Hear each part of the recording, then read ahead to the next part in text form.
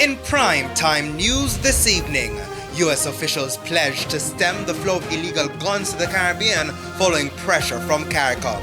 Tempers flare at PNP Region 6 election, and later tributes pour in following the death of veteran broadcaster Francois Saint-Just.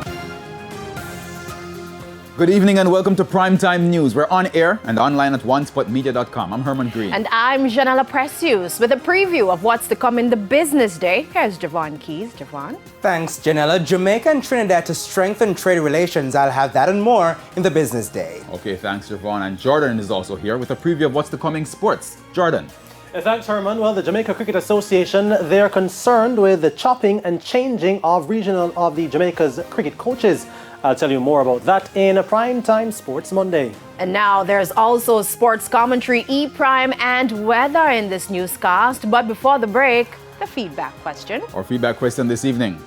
With the start of the new school year on the horizon, how have you been preparing?